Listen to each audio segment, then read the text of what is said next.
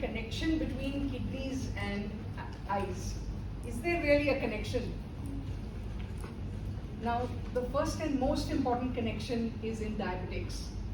As you can see, the fundus examination, the examination of the retina can be done in these three ways. Either we do it by a direct ophthalmoscopy, an indirect ophthalmoscopy, or by slit lamp with a 78D lens. So you get a 3D picture of the retina. The reason why, oh, it's gone up in the previous side. Yeah. The reason why this should not be a screening method, your fundoscopy should not be a screening method for diabetics. The reason is because you will be able to see only a small bit of the retina. You'll be able to see the disc and the macula. That's about it. Whereas I'm going to show you here that this is what you'll be seeing, the optic nerve, and you'll see the macula. Now in diabetic retinopathy, first of all, even if you're seeing only that central portion, you may need to pick out small changes like cholesterol formation, and all this is cholesterol. So you see the yellow spots, those are hard exudates on the retina. But you will be looking only at the disc and the macula. You may easily miss a diabetic retinopathy if you don't do a dilated proper 78D examination. So this should not be a screening method. Your screening method has to be a complete dilated fundus examination, because your diabetic retinopathy changes most likely are going to be outside that area which you're going to see. Now this is a stage of NPDR, or non-proliferative diabetic retinopathy. Non-proliferative simply means there are no new vessels growing on the retina. That's the meaning of non-proliferative. But in this stage, you get to see changes like this. So this you can see with your direct ophthalmoscope. You'll be able to see hard exudates in the center of the retina. We call this CSME, which is nothing but clinically significant macular edema. Now by the time you diagnose this stage, the patient already has blurred vision because it is quite an advanced stage of diabetic retinopathy. So we recommend screening of diabetics at 10 years of having diabetes. From 10 years onwards, any patient with diabetes is at risk of developing diabetic retinopathy, especially because it's related to the duration of diabetes, not just spikes in blood sugar levels. Now this is one stage of retinopathy which sometimes even ophthalmologists miss. It is the proliferative diabetic retinopathy stage. As you can see there, those are flowery looking vessels. Those are new blood vessels growing on the optic disc. That's why it's called NVD, neovascularization of the disc. This is NVE, or neovascularization elsewhere. So why is it easily missed? Because now it's very, very frank in this patient. But you can have very, very fragile looking blood vessels which are so small that only retina specialists with a 78D lens can really find out. And once you see new vessels growing on the optic disc, it means it's a very advanced stage of PDR. Because PDR affecting the optic disc means 360 degrees blood flow has come down to the retina. He's going into the next stage. And by this time, vision may be absolutely normal because bleeding has not yet started. The problem with these vessels is bleeding starts. The moment the patient coughs, you can have a bleed. A spike in blood pressure, you can have a bleed. Or just like that, you can have a bleed because these vessels are extremely fragile. That is what we prevent by doing the simple laser treatment. It's a small laser called pan-retinal laser photocoagulation. And this is what really saves the retina. If you leave it like that, you leave those vessels like that, what happens is bleeding starts happening within the vitreous cavity. We call this a vitreous hemorrhage. By this time, vision is completely gone. The patient starts seeing red floaters in his vision. And this is how it looks when we're looking at the retina. There's a lot of bleeding, a lot of scar tissue formation, and the last stage is a tractional retinal detachment. We don't allow patients to go into that stage. If you treat at an early stage, they won't become blind because of diabetes. This stage also, thankfully, has a lot of surgical treatment available now. Things are so advanced. And this is a procedure called vitrectomy, in which this jelly inside the eye is removed, and all the traction, all the membranes on the retina, the blood, everything is removed, and the retina is settled, sometimes with oil.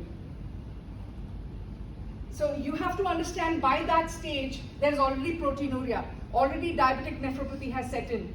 And we find a lot of correlation between diabetes and hypertension. If a person has both and a spike in blood pressure, he has a tendency to develop diabetic nephropathy. The next thing we look at is hypertension. Now, what is most alarming about this is patients, young patients we've seen just come to us saying we have blurred vision. And that is because they've already gone into malignant hypertension.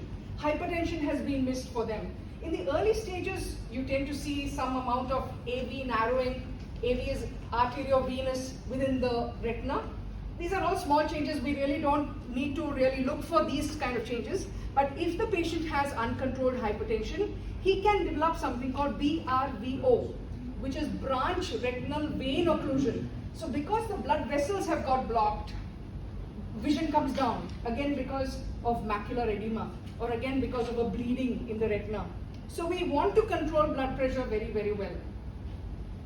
You see these cotton wool spots, which are nothing but small ischemic zones all over the retina. And this is the case which I was talking about, malignant hypertension. Suddenly they come with papilledema and these macular edematous areas, which eventually become a macular star, which you've heard of. So by this stage, it's already malignant hypertension. So that is the sad thing. Patients are not getting treated for diabetes, for hypertension, and they end up with all these problems. Oculorenal syndromes, it's gone here and there in this PowerPoint. Doesn't matter. So these are a few oculorenal syndromes, which are actually very, very rare. I've probably seen only few of them. One of them is Alport syndrome. In Alport syndrome, you have bilateral anterior lenticonus. So we know the lens inside the eye, I don't know, where is the pointer supposed to be? This one. Yeah. This lens inside the eye is supposed to be clear, and it's supposed to be disc-shaped, spherical. Whereas what has happened here is, oh, I've gone that way. Yeah. Can you see a small little conical protrusion here? This is an anterior lenticonus. Now you can have something called a posterior lenticonus, which is in the back surface of the lens. That is not related to this. That's why it's specified as anterior lenticonus. Now in this condition, we also see sensory neural hearing loss. You also have corneal opacity. So basically, in this portion, the cornea, which is supposed to be clear, you start seeing these kind of opacities. Peripheral retinal thinning. Again, thinning is not something you really look for and you find. It's a very rare thing to see such things. And finally, coalescing fleck retinopathy. That is, you find these white spots all over the retina. Again, it's not a very fanciful thing to see. Now you have Wager, which is Wilms tumor, W for Wilms, A for aniridia, G for genitourinary anomalies, and R for retardation. I've just added that R. Actually, it's an intellectual disability or developmental anomalies which you see in Wager syndrome. So here, aniridia means, according to the name, there is no iris. If you can see, the whole thing is the pupil. So the person has a lot of difficulty going out in the sunlight. And this is a very typical finding, optic nerve hypoplasia. The meaning of this is the optic nerve is supposed to be this size, but it's only half the size. And that is typically seen in this syndrome. You also see cataracts and glaucoma. Yeah. Then you have von Hippel-Lindau syndrome, VHL, in which you have these hemangioblastomas. Now this is a typical growth from this vessel, and we call it a hemangioblastoma, retinal hemangioblastoma. So these are treated with laser. You burn that area or you do some cryo treatment, otherwise it can break and bleed.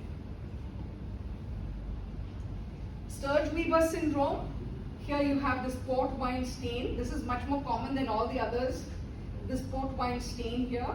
You have a choroidal hemangioma, which means when you're looking at both the fundi, one retina looks red and the other one looks a normal color, orangish. So immediately you have to diagnose this only by looking at both the retina simultaneously. You'll find a difference in the color. That's how you know that this is completely red. Actually, you can mistake it for an absolutely normal retina. And here you can develop ipsilateral glaucoma. In tuberous sclerosis, you see something called an retinal astrocytic hamartoma. That is, there's a small growth here on the optic disc. This is whitish and it's picked up very well on a B scan because it's hyper echoic. Bardet-Biedl syndrome. Here you have something called cone rod dystrophy or rod cone dystrophy. So what happens is here the rods are completely gone and you have something like a bullseye maculopathy in which an appearance like this is seen in the retina. The basic thing he comes with is complete night blindness. You also see strabismus and cataract. Now hyperoxaluria, sometimes you find oxalate crystals in the urine and you see that even here in the retina. Can you see all these flecks sitting on the retina? And this is typically at the level of the RPE. The RPE is the level below the retina. It's not in the retina, it's just below the retina. On that level you see these oxalate crystals. That's about some connection between the eye and kidneys. Thank you.